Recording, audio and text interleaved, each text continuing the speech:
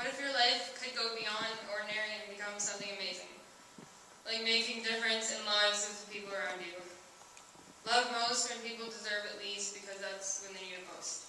There's another video. What would you do for $50? Would you kiss a frog? How about this? Would you jump into a pool of ice cold water? You know, we do all kinds of crazy things for $50, but what would you do for a penny?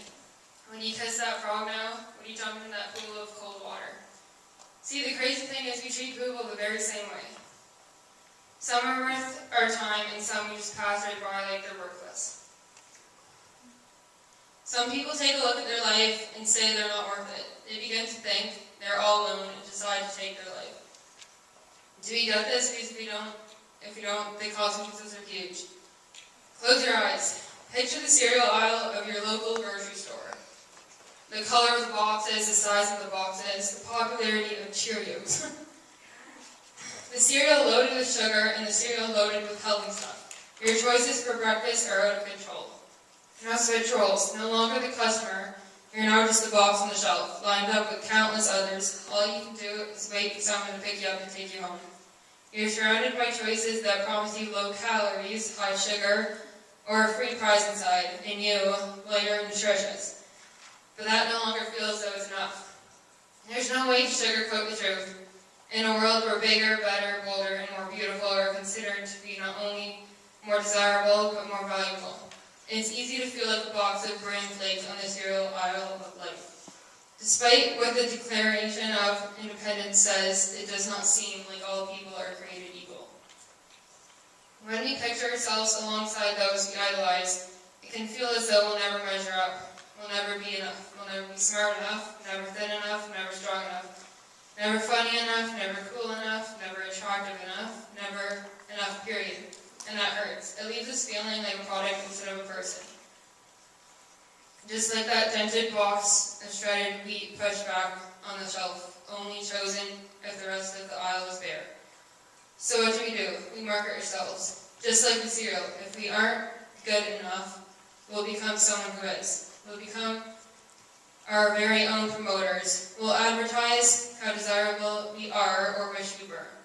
At least that's the plan, even if we're not fully aware that's our intention. Sometimes when people see themselves as a nobody in a God-be-someone world, their search for the answer, do I matter, can take them down a dark road. Teens in our generation do whatever they want to be happy. Some party, some get into relationships, some have huge groups of friends, and then there are the teens who don't fit in. They felt ignored, bullied, misunderstood, unloved, unwanted, and completely alone. Some decide to prove they mattered by taking the lives of others, sometimes along with their own. The sad fact is that those who do not believe they are important lose sight of the fact that others are important too. Okay, so this is a movie I did, based on. In the movie To Save a Life, Jake ditches his longtime friend Roger in the hope of being accepted by a more popular group of friends. Roger, who already feels a bit like an outsider because of a physical handicap, becomes even more isolated as time goes by. Roger blogs, I feel so alone, like I'm the only person in the world who feels this way. And it doesn't even matter. It's not important, maybe because I'm not important. In a desperate attempt to prove to himself and others that he does matter, Roger brings a gun to school and threatens violence. Jake tries to reach out and help his former friend, but his words come too late. Though Roger does not harm anyone else, he takes his own life. That's the part that really makes me think, why was no one there for him? Do I matter? There are times when this question can be the difference between life and death. Some people try to prove they do matter by committing acts of violence intended to make the world take notice. Others decide they really do not matter and take their own lives, believing their absence will have little effect on the world. A recent survey published in Wired magazine claims that if the human body could be sold for each of its individual parts, it could be worth up to $45 million. However, when the body is simply reduced to its basic elements and minerals, it worth only about $4.50. Our bodies are put together in another way. We try to measure worth.